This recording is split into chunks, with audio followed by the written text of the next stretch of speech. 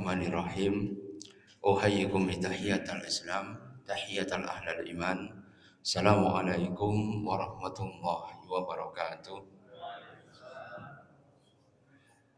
Alhamdulillahilladzi arsala rasulahu bil huda wa dinil haq liyudhhirahu 'alad dini kullih walau karihal kafirun walau karihal fasikun walau karihal musyrikun walau karihal mujrimun. Asyhadu an la ilaha illallah amma ba'd. Ikhwani fillah, azakumullah wa iyyakum, Bapak Ibu ingkang diberkati lan dirahmati Allah Subhanahu wa taala. Syukur kita aturaken dumateng ngarsa dalem Allah Subhanahu wa taala.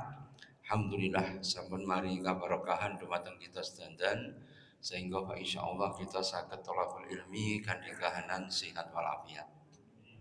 Salawat dan salam taslim mugi kunjuk dumateng Kanjeng Nabi Muhammad sallallahu alaihi wasallam. Mugi-mugi kita angsal syafaatipun min yaumi hadza ila yaumil qiyamah insyaallah. Ikhwani fillah azakumullah wa iyyakum. Peristiwa yang membersamai hari kiamat yang berikutnya yaitu adalah wailul li ummati min ulama isu. Sungguh celaka umatku kalau mereka itu mendapati ulama su. Ulama su itu adalah ulama yang jahat. Wailul li ummati min ulama isu. Maka celakalah umatku kalau mereka harus berhadapan dengan ulama yang buruk. Yattakhiduna hadzal ilma. Mereka itu menjadikan ilmu tijaratan, menjadi bahan perdagangan. Yabi'unaha, dan mereka menjualnya min umara'i fi zamanihim, dan mereka itu yang memperjualbelikan agamanya untuk penguasa yang berkuasa pada saat itu. Ya, maka la rifhan li anfusihim, maka tidak ada keberuntungan sama sekali. Ya, wala arbaha tijaratahum, maka mereka itu tidak akan mendapatkan keuntungan dari tijarah atau jual beli daripada ilmunya tadi dengan fasilitas dari penguasa. Karena itu ikhwan fillah azakumullah wa iyyakum, menurut Hasan Al-Basri, ilmu itu adalah laisal ilma bikasratir riwayah. Jadi ilmu itu bukan banyaknya hafalan atau banyaknya khasanah atau banyaknya ilmu yang dicecep atau yang ditolabul ilmini. Tapi al-ilmu huwal khasyah. Tapi ilmu itu adalah rasa takut kepada Allah Subhanahu wa taala. Karena itu dalam Al-Qur'an innama yakhsyallah min ibadihil ulama. Maka orang yang takut dumateng Allah Subhanahu wa taala itu baru namanya ulama. Al ilmu itu jamaknya ya ulum. Ya, sedangkan ahli ilmi yaitu adalah al ulama, yaitu para sahibul ilmi, pemilik ilmu. Karena itu nanti Umar bin Khattab berpesan ya kepada para sahabat yang lain. Hatmul Islam bisalasin. Hancurnya Islam ini karena 3 hal. Yang pertama adalah zalatul alim, yaitu tergelincirnya para ahli ilmu. Nah ini. Jadi ternyata kalau orang itu mempunyai ilmu tapi nggak diamalkan, maka mereka akan tergelincir. Zalatul alim. Kemudian yang kedua, jidalul munafik bil Quran. Orang munafik sering jidal atau berdebat berkaitan dengan Quran. Kenapa? Supaya orang itu kemudian ragu-ragu dengan Quran. Tapi ini kemudian dibalas oleh Allah Subhanahu wa taala dalam surah Al-Baqarah yang pertama, Alif Lam Mim zalikal kitabul la raiba fi. Jadi barang siapa yang iqra'ul Quran, maka dia la raiba fi dalam memahami agamanya. Karena itu taraktu fikum amroini lang tadilu abadan ma tamassaktum bihima kitabullahi wa sunnati rasulih. Aku tinggalkan pada kamu dua kitab, kalau kamu berpegang teguh pada keduanya, niscaya kamu tidak akan tersesat untuk selamanya. Yaitu adalah kitab Allah dan sunnah Rasul. Maka senyampang kita berpegang kepada sunnah Allah, ya berpegang teguh pada Al-Quran dan sunnah Rasulullah Shallallahu Alaihi Wasallam, insya Allah kita nanti akan senantiasa diberikan jalan keselamatan. Ya, kemudian yang ketiga, tadi yang pertama kan zalatul alim, hancurnya Islam karena tergelincirnya ahli ilmu atau ulama yang buruk. Kemudian yang kedua, jidalnya orang munafik itu dengan Quran. Kemudian yang ketiga, yaitu adalah a'immatul mudillin, yaitu adalah pemimpin yang menyesatkan. Sepakat ahli tafsir, pemimpin itu ada dua. Pertama adalah sultan atau pemimpin sosial politik. Ya, ini adalah penguasa. Yang kedua, ulul amri atau sultan, yaitu adalah para ulama. Jadi penguasa itu ada dua, yang bisa menguasai secara fisik dan menguasai secara maknawi. Ya, secara maknawi itu adalah ilmunya para ulama yang menghasung masyarakat untuk menuju kepada ridha Allah Subhanahu wa taala. Karena itu ma'asyiral muslimin, ketika kemudian a'immatul muzillin itu ya penguasa yang menyesatkan. Ya, dengan membuat peraturan yang kemudian membuat orang itu jauh dari Allah Subhanahu wa taala. Ya, karena itu ada ciri-ciri ya daripada ulama su atau ulama yang buruk atau penyalahgunaan ilmu. Karena kalau orang itu tidak berilmu, ya itu akan membuat orang itu menjadi bodoh. Dalam hadis itu dikatakan innallaha yaqbidul ilma intizaan ya min suduri ya abad. Sesungguhnya Allah itu tidak mencabut ilmu itu intizaan langsung yang tazi'u fi suduril abad. Tidak langsung dia mencabut itu dari dadanya orang yang berilmu, bukan. Innallaha yaqbidul ilma ya bil qabdil ulama. Jadi Allah itu mencabut ilmu dengan mewafatkan para ulama. Wa idza lam yabqal al ulama, ya, kemudian kalau kemudian tidak ada tersisa dari ya para ulama, ya maka ittakhadhu ru'usan nasa, ya maka sebagian dari manusia itu kemudian ya mengambil beberapa orang bodoh itu menjadi pegangan. Fasu'ilu fa'atau bi ghairi ilmin. Ketika mereka bertanya diberikan fatwa bi ghairi ilmin, tanpa berdasarkan ilmu. Wadallu wa adallu, maka mereka sesat dan menyesatkan. Jadi ikhwani fillah, kalau ilmu sudah dicabut, ya maka yang terjadi adalah manusia itu akan menjadi sesat. Karena itu Rasulullah mengatakan la taquma sa'ah, tidak akan tegak hari kiamat hatta qabail min ummati ya'budunal ausan. Tidak tegak hari kiamat sampai umatku itu kemudian menyembah kepada berhala lagi. Ya, sekarang itu ya berhalanya pertama ya kekuasaan, kedudukan, ya uang. Tapi lama-lama mereka menyembah berhala yang sesungguhnya. Ya, ketika kemudian mereka cekak keuangannya, cekak kekuasaannya, hilang semua kemuliaannya, mereka akan mencari sesuatu kepada selain Allah. Karena apa? Ya, a'immatul muzilin, yaitu orang-orang yang kemudian itu menyesatkan tadi dari para penguasa, itu menyelewengkan mereka itu untuk tidak takut kepada Allah. Barang siapa yang tidak takut pada Allah, pasti dia akan takut kepada selain Allah.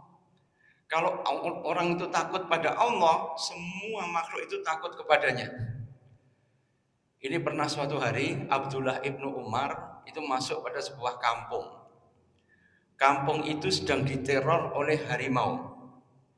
Ya, harimau atau singa ya, dan singa itu sangat ganas sekali. Jalmo teko, jalmo mati. Ya, akhirnya kemudian orang itu bingung yang mendatangkan pemburu, tapi semua pemburu itu gagal untuk membunuh singa tadi.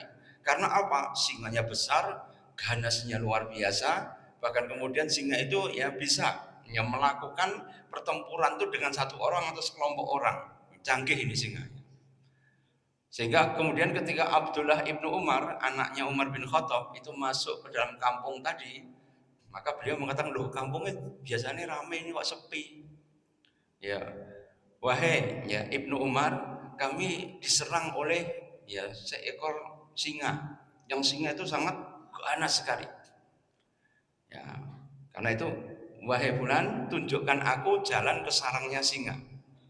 Wah ini Abdullah bin Umar nggak nggawa sanjoto, nggak nggawa apa-apa, itu disuruh untuk kemudian mengantarkan di ya, sarangnya singa. Akhirnya beliau kemudian diantarkan oleh penduduk itu di gua yang merupakan sarang daripada singa tadi. Dan ketika beliau kemudian mendekati sarang tadi, maka beliau mengatakan, ya, wahai makhluk Allah, sesungguhnya kamu itu berada dalam perintah Allah Subhanahu wa taala. Dan aku diperintahkan Allah untuk membuat keganasan kamu itu kemudian menjadi berkurang. Karena itu tinggalkanlah tempat ini dan jangan mengganggu penduduk desa lagi. Tiba-tiba singa itu keluar dari gua, ya kemudian yang ngunyel-ngunyel Abdullah bin Umar. Artinya apa? Ya, ketika diperintahkan oleh Allah Subhanahu wa taala, singa yang paling ganas sekalipun berhadapan dengan ahli ibadah seperti Abdullah ibn Umar, maka kemudian ya singa itu kemudian tunduk kepada Abdullah ya, ibnu Umar tadi. Sama dengan Nabi Daniel. Tahu ya Nabi Daniel? Nabi Daniel nabi dari zaman Bani Israel. Beliau itu ketika dibuang di hutan dipelihara oleh singa, diberikan susu ya cap singa ini. Ya, akhirnya kemudian beliau ya menjadi orang yang sangat dekat ya dengan singa. Dan suatu saat ya terjadi penyerbuan Bani Israel oleh Nebukadnezar, yaitu diabadikan dalam surah apa itu Al-Isra ya, subhanalladzi asra bi abdi lailan itu ya, wa ba'asna 'alaikum ibadan lana uli ba'sin sadidin bajasu hilalad diyar. Maka kemudian aku utus kepada Bani Israel, yaitu adalah hamba kami yang namanya Nebukadnezar, yang memberangus seluruh orang Bani Israel, fajasu hilalad diyar, sampai tidak ada tersisa satupun. Jadi Yerusalem itu kemudian dihancurkan, penduduk laki-laki kebanyakan yang bisa berperang dipateni semua, yang tua, wanita, anak-anak dibawa di pengasingan di Irak. Nah ini dibawa ini, termasuk Nabi Daniel. Dan Nabi Daniel itu ketika kemudian disuruh untuk beriman pada Tuhannya Nebukadnezar, dia tidak mau. Maka dia kemudian dihukum dengan apa? Dimasukkan ke kandang singa. Nah, ketika dimasukkan di kandang singa, kan beliau itu kan mampu susune singo kan. Sehingga singa-singa yang lain itu kemudian tidak jadi memakan, meskipun dilaparkan ya beberapa hari, ya cuma kemudian menjadi temannya. Sehingga akhirnya kemudian dijadikan penasehat ya daripada Nebukadnezar, Nabi Daniel. Kenapa kemudian makhluk Allah yang ganas itu tiba-tiba kemudian tunduk kepada hamba Allah? Ini karena Abdullah bin Umar dan kemudian Nabi Daniel itu semuanya takut kepada Allah. Siapa yang takut pada Allah, maka seluruh makhluk itu akan takut kepada dia. Barang siapa yang menzalimi hamba Allah, maka Allah pun akan memberikan penzaliman ya kepada yang bersangkutan. Ya, kalau orang sekarang menamakan hukum kasualitas atau sebab akibat. Tapi sebenarnya ini adalah merupakan bentuk daripada firman Allah Subhanahu wa taala, laisa lil insani illa masa'a. Tidaklah manusia kecuali mendapatkan apa yang dia usahakan. Laisa lil insani illa masa'a. Surat An-Najm ayat 36 itu ya memberikan pengertian pada kita bahwa semua perbuatan manusia itu kembali kepada yang bersangkutan. Karena itu ikhwanillah azakumullah wa iyyakum, maka ada beberapa ciri daripada ulama su. Ya, ulama su yang menghancurkan tadi apa? Zalatul alim, itu orang berilmu. Kemudian yang kedua, jidalul munafik bil Quran, berarti ahli tentang Al-Quran, juga orang yang berilmu. A'immatul muzilin, ya pemimpin ya yang kemudian menyesatkan, semuanya orang berilmu. Tapi kenapa dia menghancurkan Islam? Karena kemudian keliru niatnya. Kuncinya di mana? Surat As-Saff ayat 2. Surat As-Saff ayat 2. Ya ayyuhalladzina amanu lima taquluna ma la taf'alun. Wahai orang-orang beriman, kenapa kamu mengatakan sesuatu yang tidak kamu laksanakan ya dengan ya perbuatanmu? Enggak sinkron antara yang dikatakan dengan yang diperbuat. Enggak sinkronnya antara kata dan perbuatan. Nah ini adalah sumber daripada ilmu itu melenceng. Karena itu ikhwanifillah, ulama zaman dulu misalnya sudah menguasai Ihya Ulumuddin, sudah menguasai Bidayatul Hidayah, sudah menguasai ilmu-ilmu ya dari berbagai kitab. Tapi tetap kemudian ngangsu kawruh itu kepada ulama yang lebih senior. Untuk apa? Tabarukan. Tahu ya tabarukan? Tabarukan itu hanya untuk kemudian mencari ya barokah daripada ya mbah yainya tadi. Ya, tabaruk untuk apa? Ya, untuk kemudian bisa mendapatkan ilmu itu lebih nyakot lagi. Karena ilmu itu berkaitan dengan khosyah, yaitu takut pada Allah. Tapi sebagian dari kita kan ketika berilmu itu kadang-kadang malas lah. Wis ngerti kok ini. Nah, itu namanya apa? Aro'a hustaghna. Mereka melihat dirinya itu yang paling istighna. Istighna itu apa? Yang paling mengerti. Sehingga kalau dia mempunyai perasaan yang paling mengerti, itu persis dengan iblis. Iblis itu yang paling makrifat kan? Iblis itu yang pernah bercakap-cakap dengan Allah kan? Iblis itu yang tahu tentang keadaan akhirat, surga dan neraka. Tapi kenapa kemudian ya dia melakukan pembangkangan pada Allah? Wa id qulna lil malaikati isjudu li adama fasajadu ila iblis abba wastakbara wa kana minal kafirin. Penyakitnya 3. Abba ya menentang, wastakbara merasa dirinya yang paling baik, wa kana minal kafirin kemudian menentang perintah Allah Subhanahu wa taala, tidak mau menghormat sujud kepada Nabi Adam. Maka 3 ini sudah cukup membuat orang yang berilmu ini kemudian bisa menyimpang dari jalan Allah Subhanahu wa taala. Karena itu ikhwanifillah, kalau kita punya ilmu, maka kita harus belajar untuk andap asor. Supaya apa? Ilmu itu bisa barokah. Ilmu itu adalah nurun. Nurun itu apa? Al ilmu nurun. Ilmu itu adalah cahaya. Linuriyahu ya akan bisa memberikan penyiranan, memberikan sinar mayyasya atas perintah Allah Subhanahu wa taala. Karena ilmu nur, maka kemudian tahdi ala nurihi, maka kita kemudian bisa mendapatkan petunjuk dari cahaya Allah Subhanahu wa taala. Karena itu ikhwan fillah, azakumullah wa iyyakum, apa ciri-ciri daripada ulama su'? Maka kita mengambil dari kitab Ihya Ulumuddin karangan ya Hujjatul Islam Abdul Hamid Al-Ghazali. Jadi beliau menulis kitab Ihya Ulumuddin. Beliau itu kemudian memberikan gambaran tentang ulama su. Al ulama su ya itu kemudian digambarkan beliau itu dalam sebuah ya makalahnya ya di dalam Ihya Ulumuddin, yakunu fi akhir zaman. Nanti akan ada ulama ya pada akhir zaman. Ulamanya ulamanya kira-kira mempunyai ciri-ciri apa? Yang pertama adalah yashhadun nas wala yashhadun. Mereka itu menyeru manusia untuk zuhud, menjauhi dunia, tapi ternyata dia malah ya la yashhadun, tapi malah dia kemudian itu tidak zuhud.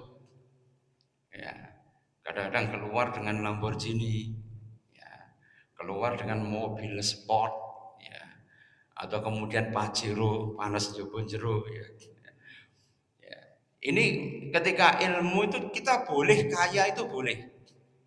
Tapi kalau kaya itu kemudian membuat kita menjadi sombong, berlagak di hadapan manusia, kemudian merendahkan orang lain, baru itu namanya sombong. Apakah kaya tidak boleh? Boleh. Hasan Al-Basri itu kaya raya itu. Penghasilannya setahun 250.000 dinar. 1 dinar sama dengan, ya kalau emas sekarang itu 2 juta ya, dikalikan 5 gram kira-kira berapa? 10 juta. 10 juta dikalikan 250.000. Berapa triliun itu? Ya, ini penghasilan daripada Hasan Al-Basri. Kemudian jenengan bisa melihat Abu Hanifah, itu bos pabrik kaca. Jadi hampir semua ulama dulu itu adalah profesional semua. Jadi tidak ada yang miskin. Para sahabat yang dijamin masuk surga dari 10 sahabat itu 9 itu semua kontributor semua, kaya raya semua. Ya. Jadi boleh menggunakan kekayaan, yang penting tidak digunakan untuk kemudian bermewah-mewahan. Alhaakumut takatsur hatta zurtumul maqabir. Maka kalau orang itu takatsur ya atau kemudian bermegah-megahan, tidak berhenti kemegahannya itu kecuali famuhu tamla'u biturab, sampai kemudian mulutnya itu tersumpal dengan tanah. Maka dia berhenti nafsunya itu untuk mencari harta dunia. Maka ma'asyiral muslimin, boleh seorang ulama itu kemudian dia itu ya istilahnya kaya, tapi kayanya itu genah gitu. Hasilnya itu adalah dari barang yang halal. Karena Rasulullah pernah memberitahu pada kita, dzakarallahu rajulan. Dzakara Rasul rajulan. Jadi Rasul pernah memberitahukan kepada para sahabatnya tentang seseorang. As'asa, ya, yang kemudian rambutnya itu kusut masai. Ya, akhdamun, kemudian kakinya itu penuh dengan debu. Karena apa? Perjalanan panjang. Ya, yutilus safar, dia telah menempuh perjalanan yang panjang. Untuk apa? Mencari maisha, berjuang di jalan Allah dan sebagainya. Summa rafa'a yadahu ila sama. Kemudian dia menjulurkan ya tangannya itu di atas langit. Kemudian berkata, ya Rob, ya Rob, ya Rob. Mangkola, ya Robbun, barang siapa mengucapkan Rob, Rob itu 3 kali, maka Allah akan mengabulkan doa. Jadi bayangkan, orangnya sudah safar, itu doanya pasti makbul. Orangnya kemudian kusut masai berdebu karena ahli ibadah, maka doanya pasti akan terkabul. Tapi kemudian ya Rasulullah mengatakan apa? Wa mat'amuhu haram, tapi makanannya dari barang yang haram. Wa malbasuhu haram, bajunya dari barang yang haram. Wa masrobuhu haram, minumnya dari barang yang haram. Wa khudiya bihi bil haram, dia memberikan makanan pada keluarganya dengan menggunakan barang yang haram. Fa anna yustajabu lakum, bagaimana Allah akan mengabulkan doanya? Sedangkan syarat fisik diterimanya doa sudah dipenuhi semua. Ahli ibadah, ahli safar, mencari ilmu, bahkan kemudian dia sudah menengadahkan tangannya ke langit. Ini dalil ya, menengadahkan tangan di langit. Kan ada yang mengatakan berdoa itu tidak boleh menengadahkan tangan di langit kan. Ini dalilnya, ini sahih hadis. Kemudian mengatakan Rob, Rob, Rob selama 3 kali, ya maka dia kemudian ternyata tidak dikabulkan karena apa? Tolabul haram, dia mencari barang yang haram. Ya, karena itu ma'asyiral muslimin, inilah yang kemudian membuat ya penduduk akhir zaman di dunia ini banyak yang kemudian mereka itu ya terpelanting dari jalan istiqomah karena kemudian mereka nggak awas tentang barang yang haram. Ya, coba jenengan bisa lihat ya, di Indonesia ini kira-kira mencari barang yang halal itu lebih mudah yang haram atau yang halal? Ya. Di Gresik ternyata ada ya pabrik ganja itu nami ya 800-an ganja. Ya. Cetha welo-welo kan. Ya, itu kalau kemudian dijual atau dikonsumsi yang membuat orang itu khamarul akal, maka khamar itu bisa menutupi pola pikir mereka. Akhirnya apa? Beringas, anarkis, ya gampang diprovokasi. Apalagi dengan medsos ya, medsos campur dengan ganja, kemudian diprovokasi, budal wis. Ya, kantor DPR, mbek kantor ya Pemkap ini iso kobong kabeh ya. Ini karena apa? Ya provokasi melalui sesuatu yang diharamkan oleh Allah Subhanahu wa taala. Ya, karena itu ikhwani fillah, ciri daripada ulama, mereka memerintahkan manusia untuk berzuhud, ya menjauhi harta, tapi malah mereka itu nyeromoh terhadap harta. Kemudian yang kedua, wa yukhawwifun nas wa la yakhafun. Mereka itu kemudian mengajarkan supaya mereka itu ya tidak takut pada manusia, hanya takut pada Allah Subhanahu wa taala, tapi dirinya sendiri ternyata nggak takut pada Allah, melakukan kemaksiatan ya di belakang ya manusia. Dan inilah yang kemudian ya, membuat mereka itu menjadi ulama usul. Ya karena itu jelas tidak usah baper ya. Tiba-tiba ada seorang Gus ini ternyata kemudian berada di night club. Ya ajeb-ajeb misalnya dan sebagainya. Ya, itu ketika sekarang zaman medsos kan direkam gampang sekali kan. Loh ini saya sudah mencapai tingkatan hakikat toh. Kalau sudah tingkatan hakikat tuh ya minum khamr pun khamr itu ditadai oleh malaikat ya kemudian akan dibuang ya di luar tubuh saya. Jadi tidak masuk secara zati di dalam tubuh. Kira-kira ini seperti apa? Gajah numpak becak. Ketok napa nih? Ya. Ya orang mungkin becaknya cuwili ya. Ya. Kan ada orang yang kemudian mengatakan tingkatannya sudah tinggi, jadi berbuat maksiat itu tidak apa-apa. Saya sudah tingkatan makrifat sehingga mangku LC ora popo. Karena apa? Sudah bisa mengendalikan hawa nafsu. Imannya sih kuat, tapi imronnya kira-kira kuat apa enggak? Iya. Ya, ini gambaran orang tuh kadang-kadang mempunyai sifat yang aneh-aneh untuk melegalkan hawa nafsunya. Ya. Karena itu ya kul hal nunabbiukum bil aksarina a'malan. Maukah aku beritahu pada kamu apa yang kemudian membuat manusia menjadi ya aksara, ya lebih banyak menderita kerugian. Ya. Hal unabiukum bil aksarina a'malan alladzina dhalla sa'yunuhum fil hayatid dunya. Karena mereka apa? Dhalun, menyimpang ya. Fil hayatid dunya, di dalam kehidupan dunia. Korupsi, berzina, berjudi, melakukan akhlak yang mungkarat dan sebagainya. Ketika mereka dolan ya atau kemudian menyimpang di kehidupan dunia, wahum yasabuna annahum yuhsinuna sun'a. Tapi mereka punya pikiran bahwa perbuatan itu perbuatan yang baik. Ya, karena itu Gus Bahak itu pernah mudoroso ya pada santrinya, bahwa beliau itu takut ya nanti kalau orang itu keliru persepsi terhadap agama itu tidak diulang-ulang ya kepada umat, itu mereka itu akan menjadi orang yang bodoh terhadap agama. Jahlu bidin itu adalah bodoh terhadap agama.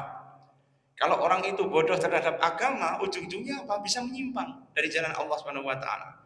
Karena mawani al istiqomah, penghalang istiqomah itu salah satunya adalah apa? Jahlu bidin.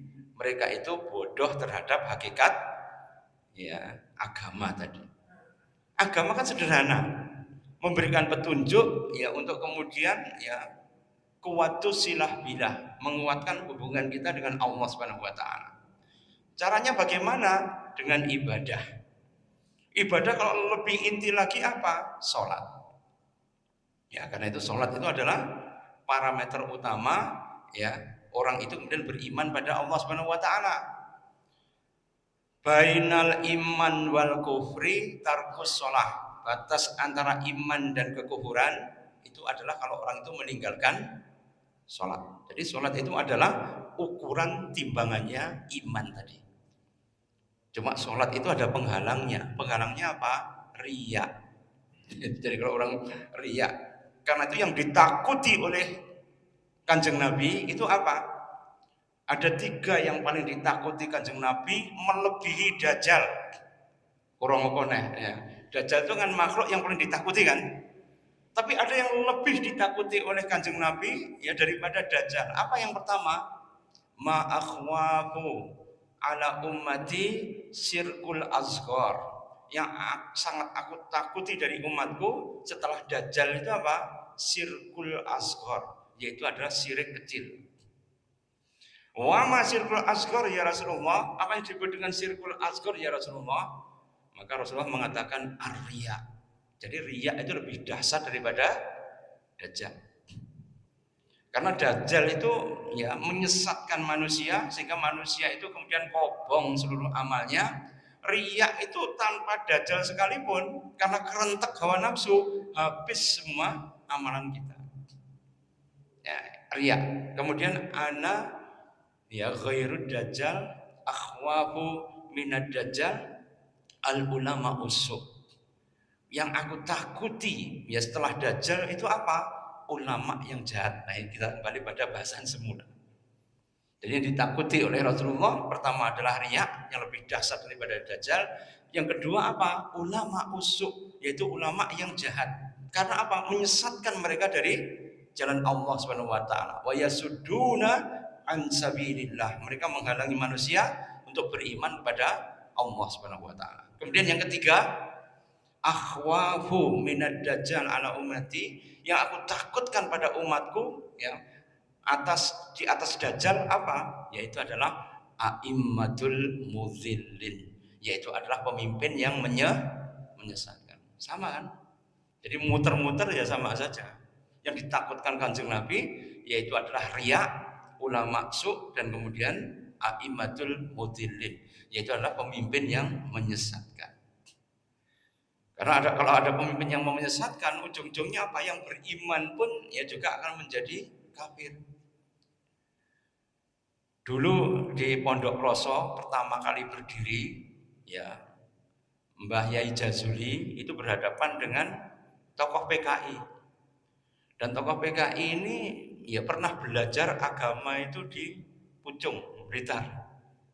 Apal Bidayatul Mujtahidin. Bayangkan ya, apal kitab. Tapi kemudian setiap hari dia ya menyerang Mbah Yai Jazuli ketika mendirikan pondok pesantren. Dan itu kemudian tuh gak main-main, dia nggosok, dia kan tahu agama kan. Tapi kemudian ketika salah pergaulan, dia berubah menjadi komunis. Ujung-ujungnya apa? Ini dia tahu ilmu agama, kitab-kitab ya dari berbagai pondok itu kemudian dia sudah lalap semua. Tapi ketika dia salah bergaul ya di Kediri, maka dia berubah menjadi komunis. Dan dia menyerang Mbah Yai Jazuli itu terus-menerus. Nah, suatu saat ketika terjadi banjir bandang, ya dia nggak sengaja nginjek paku, akhirnya dia sakit, kejang-kejang, tetanus ya. Kemudian dia mati, kan zaman dulu udah enek anti tetanus ya. Dan ketika mati, keluarganya itu meminta Mbah Yai Jazuli itu untuk ngimami sholat. Kira-kira jenengan jadi Mbah Yai Jazuli gelem ngimami nopo? Ya komunis, nggak pernah sholat, ngelok-ngelok nih, bermusuhan terang-terangan. Ya, kemudian dia mati dan kemudian keluarganya minta di sholat. Ya, dia kemudian ya sholat saja. Santrinya mengatakan, "Lho Mbah Yai, niatnya pripun?" Ya. Niatnya ya nawa itu sholat jenazah yang mati pada hari ini. Beliau cuma itu aja. Ya. Niat ya menyolati jenazah yang mati pada hari ini, cuma itu aja. Karena apa? Ya menghormati tadi, sama dengan ya Buya Hamka. Buya Hamka itu dipenjara hampir 2 tahun oleh Pak Karno. Sampai ya supaya dia itu menyerah, sampai kemudian dia itu tidak diberikan makan dan minum, sehingga beliau sampai minum kencingnya sendiri, Buya Hamka. Ya supaya apa? Bisa bertahan hidup. Setelah kemudian dibebaskan, setelah peristiwa Gestapo, ya beliau dibebaskan, maka kemudian masa berlangsung 66 ya Pak Karno kemudian masuk di Wisma Yaso dalam keadaan sakit. Kemudian tahun 70 tanggal 21 Juni beliau meninggal. Maka ajudannya Pak Harto itu mendatangi Buya Hamka, ini pesan dari Pak Karno supaya kemudian kalau ya beliau meninggal yang menjadi imam sholat itu Buya Hamka. Yang memenjarakan Pak Buya Hamka kan Pak Karno. Ini disuruh untuk menyolati Pak Karno. Apa kemudian Buya Hamka awal? Enggak. Ya sudah, antarkan aku untuk berangkat. Langsung berangkat beliau. Ini adalah kebesaran ulama ketika kemudian dia menghadapi sesuatu yang tidak disukai, dia tidak suka kepada orangnya bukan, tapi dia tidak suka kepada perilaku dan ajaran. Cuma itu. Namanya kalau di Jawa itu lembah manah. Jadi manahnya hatinya itu ya seperti lembah yang bisa menampung apa saja, sehingga inilah kemudian gampang memaafkan itu sifat ulama. Tapi kalau ulama su itu sifatnya apa? Hikat. Hikatnya apa? Mendendam. Coba jangan bayangkan ya, Idham Khalid, tahu ya Idham Khalid? Beliau itu adalah ya Rois NU yang paling lama, hampir 38 tahun menjadi pemimpin NU. Dulu pernah menjadi ketua DPR, MPR, ya pada Idham Khalid zaman Pak Karno sampai kemudian awal-awal Pak Harto. Beliau itu meskipun menjadi ketua DPR, ketua MPR, itu ternyata kemudian ketika pulang itu kemudian dia ya tidak pernah ya beliau itu mengambil fasilitas. Anaknya itu seumur hidup menjadi ya penjual di pasar itu. Ya anaknya itu jual ya, jual makanan, minuman ya. Dia sama sekali tidak mengambil fasilitas tadi. Ketika ditanya ya, "Bah, awakmu kok ngono piye?" Ya, sampean tuh istilahnya menjadi ketua DPR MPR lama loh. Kan harusnya kan fasilitasnya lebih bagus, tapi beliau tidak mau. Sampai akhir hayatnya rumah beliau itu masih sederhana. Ketika ya, tahun 40-an beliau itu kemudian mendapatkan rumah itu dari beli sendiri. Ya, ini menunjukkan bahwa dulu ya kenapa Jamiah itu kuat karena ada yang jujur seperti ini. Pak A.R. Fakhrudin yang namanya diabadikan menjadi Masjid A.R. Fakhrudin di UMM itu ya. Ya. Beliau itu pernah ditawari Alam Sah Ratu Prawira Negara itu menjadi menteri. Menteri agama ya, enggak gemen-gemen. Kira-kira nek orang saiki ditawari menteri itu pripun? Wah, semrowintil, urung ngukur baju wis ya. Ngukur dhisik ae kan gitu kan. Tapi A.R. Fakhrudin itu kerjanya di rumah apa? Dodolan bensin sama kelontong. Ya, bensin sama kelontong itu Pak. Ya meracang. Tapi beliau tidak malu, ditawari menjadi menteri agama, beliau menolak. Ya, sedangkan Alam Sah Ratu Prawira Negara pada saat itu adalah tangan kanannya Pak Harto. Langsung diberikan mandat, wes nek jenengan mau besok langsung dilantik oleh Pak Harto. Tapi beliau tidak mau. Beliau tetap pekerjaannya menjadi ya penjual kelontong. Nah, kira-kira nek jenengan ya ditawari ngoten pripun, Pak? Ya, budial kan itu kan. Tapi ini ya kenapa Indonesia pada awal-awal revolusi sampai awal-awal Orde Lama, Orde Baru itu tetap kuat, ada orang-orang yang sederhana seperti itu. Maka sifat orang mukmin ini ada 5. Sifat orang mukmin itu ada 5. Nek ketok 5 itu mesti mukmin. Yang pertama apa? Bahasa toh. Orang itu mesti sederhana. Bahasa toh itu adalah sederhana. Orang neko-neko. Yang kedua yaitu apa? Itu ya kasrotul qiraatil Quran. Dia banyak membaca Quran. Yang kedua, simatnya itu adalah kasrotus sholah. Dia itu adalah banyak menunaikan sholat. Siapa yang qiraatul Quran, kemudian dia kok sholat, bahasa toh itu dia sederhana. Kemudian yang keempat, ya, yaitu dia husnul khuluq. Husnul khuluq itu akhlaknya baik. Ya, kemudian yang kelima apa? Yaitu kalau dia itu jihad fisabilillah. Uripe itu untuk berjuang di jalan Allah Subhanahu wa taala. Kalau 5 ini kelihatan ya bahwa fisabilillah, maka orang itu berada di jalan Allah Subhanahu wa taala. Di luar itu mesti neko-neko, Pak. Ya, di luar 5 ini mesti neko-neko. Jadi kalau jenengan melihat bahwa mukmin, orang mukmin ya 5 ini aja. Uripe untuk sholat, uripe untuk maca Quran, tampilan itu basatah sederhana, ya kemudian dilihat itu ada akhlak yang mulia, dan visinya itu untuk memperjuangkan agama. Selesai. Ya, nanti pahala itu akan disempurnakan, diistiqmalkan oleh Allah Subhanahu wa taala. Ya, kalaupun ada kesalahan ke sana ke sini dan sebagainya, maka aibnya itu akan ditutup oleh Allah Subhanahu wa taala. Kalau kita berjamaah, maka jamaah itu akan membuat ya kita itu mendapatkan sitar. Sitar itu apa? Ya pembatas dari aib kita. Man satara musliman satarallahu yaumal qiyamah. Barang siapa yang menutup aib kaum muslimin, maka kemudian aibnya akan ditutup Allah pada hari kiamat. Itu karena berjamaah. Ya, kalau orang sekarang enggak, ada kesalahan saudaranya dikorek habis. Ya, masalah musik itu kan masih debatable kan. Masalah musik itu loh Pak ya. Ada yang setuju apa enggak? Tiba-tiba haram semua. Lah NU himnene ora iso ya, ora iso ngonekne no. Ya. Kemudian Muhammadiyah ya punya ya himne juga kemudian tidak bisa dinyanyikan. Bahkan Indonesia Raya itu tidak bisa dibunyikan kan repot kan ya. Kalau semua musik itu haram. Nah itu ketika kemudian ada ulama yang kemudian menyajikan, oh musik ada yang boleh, ada yang haram dan sebagainya. Oh malah diudik-udik sampai entek amek kurang gula. Karena apa? Ya sifatnya tajasus. Tajasus itu apa? Mencari-cari kesalahan orang lain. Kalau mencari kesalahan orang lain itu namanya apa? Ya su'ul khuluq. Su'ul khuluq itu apa? Akhlak yang buruk.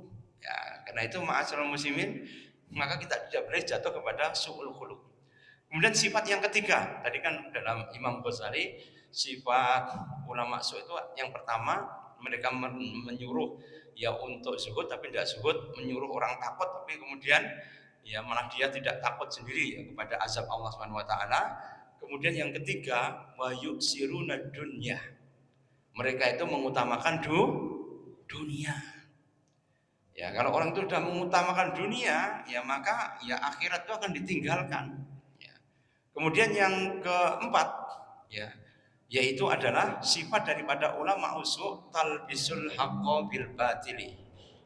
Talbisul haqqo bil batil, mencampur antara yang hak dengan yang batil. Ya, kan dalam surah Al-Baqarah jelas ya, wala talbisul haqqo bil batili. Ya, jangan kamu mencampurkan antara yang hak itu dengan yang batil. Kemudian yang kelima, kitmanul haq. Kitmanul haq itu apa? Ya, dia itu kemudian menyembunyikan kebenaran.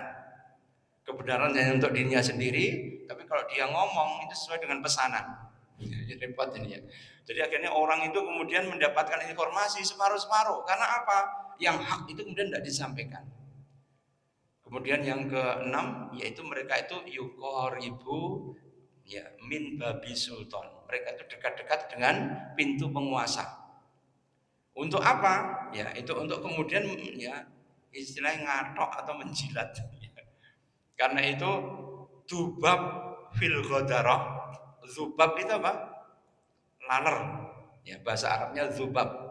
Zubab alal ghadarah, maka laler di atas tai atau kotoran manusia itu ahsanu, itu lebih baik daripada seseorang itu yang yuqaribu bi babil sultan, daripada orang yang dekat-dekat ya dengan pintunya penguasa. Karena itu orang kalau baca hadis ini, maka mereka itu kalau dekat dengan penguasa kan jadi girap-girap kan Pak. Ya karena dubab ya di atas kotoran itu jauh ya lebih baik daripada orang yang dekat dengan penguasa. Karena apa? Menghilangkan seluruh ya mauqif atau sikap daripada agamanya tadi. Kemudian yang terakhir ya sifat daripada ulama su itu apa? Yatakhidu hadaddin tijarah tadi. Yaitu menjadikan agamanya itu menjadi barang perniagaan. Ya bi'uddina bil arada minad dunya. Mereka menjual agamanya hanya untuk kepentingan ya sesaat daripada dunia. Kullu man 'alaiha fan. Seluruh dunia itu akan hancur, fana. Wa yabqa itu apa yang kemudian tetap tertinggal apa? Al amalus soleh. Yaitu amal soleh. Moga-moga kita tetap ya berada dalam istiqomah ya. jalan Allah Subhanahu wa taala, diberikan petunjuk oleh Allah Subhanahu wa taala dan terjauh dari ulama su, dan kita kemudian ya bisa senantiasa istiqomah di jalan Allah Subhanahu wa taala. Ya, Gus Baha itu berpesan ya, kalau kamu menjelang hari kiamat, yang penting kamu itu ngopeni ibadah. Wis cuweo terhadap segala sesuatu. Karena apa? Nek sampean ngikut itu bisa tertelan arus. Yang penting ya jadi diri sendiri. Ya, ibda bin nafsik.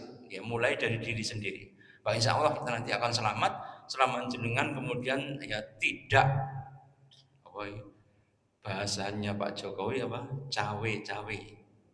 Ya, cawe-cawe dengan kehidupan dunia, karena dunia itu akan membuat ya mata ul ghurur, yaitu adalah maca atau perhiasan yang ghurur, yaitu yang melenakan. Jenengan meleng titik iso kepleset nanti. Ya, karena itu supaya kita tetap selamat, maka jenengan tetap ngugemi sifat mukmin yang 5 tadi.